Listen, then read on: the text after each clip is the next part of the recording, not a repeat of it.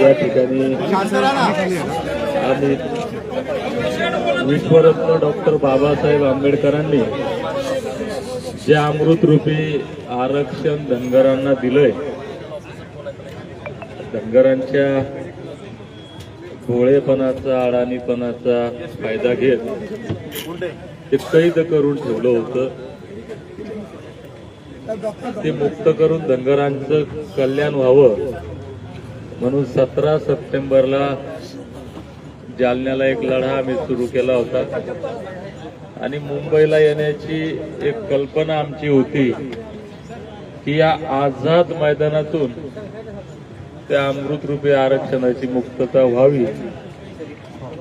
आता अमृत आमच्या लेकरांना आज मिळालं नाही, पण तो मिळण्याचा मार्ग मोकळा झाला असं म्हणायला हरकत नाही.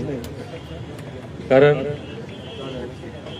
हे सगळे या ठिकाणी आता विधान परिषदेचे सभापती सन्माननीय राम शिंदे साहेब असतील, समाजाचे ज्येष्ठ नेते माजी आमदार अनंतकुमार पाटील साहेब, होळकर घराण्याचे वंश भूषण सिंहराजे होळकर, आमदार गिरीश भाऊ महाजन, खासदार रामरावजी वडकुते साहेब, आमदार गोपीचंद भाऊ पडळकर आणि आमचे जे ज्यांचं आयुष्य या चळवळीत चाललं असे कितीतरी लढवय्ये या ठिकाणी माजी आमदार रमेश भाऊ शेंडगे आहेत.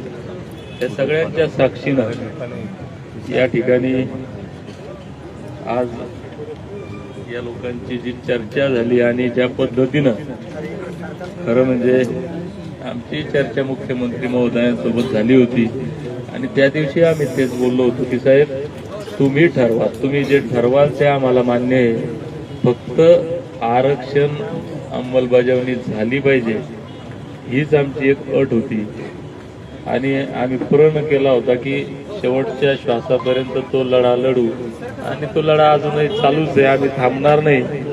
आता गिरीश भाऊंनी सगळी जबाबदारी घेतली, जोडीला राम शिंदे साहेब महाराज आहेत, गोपीचंद भाऊ आहेत, खासदार वडकुते साहेब आहेत. तर निश्चितपणे मला असं वाटतं की आता आमच्या लेकराबाळांच्या कल्याणाचा मार्ग मोकळा झालेला आहे. म्हणून या सर्वांच्या खरं म्हणजे यांनी काही विनंती करावी इतका मी मोठा नाही इथं, परंतु या सगळ्यांच्या भावनेचा आदर करत त्यांचा विचार किंवा त्यांची सूचना सुद्धा आमच्यासाठी आदेशच आहे, कारण हे सगळे मोठे लोक आहेत.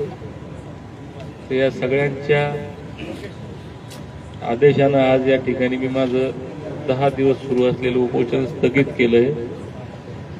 आणि खरं म्हणजे ही आनंदाची गोष्टही आहे, पण आता ती माझ्यासाठी आनंद नाही, कारण दुर्दैवानं मी म्हणलो होतो की इथून आमच्या लेकराबाळांच्या कल्याणाचा निर्णय घेऊन जाईल, नाहीतर माझी डेड बॉडी मुंबईच्या बाहेर जाईल.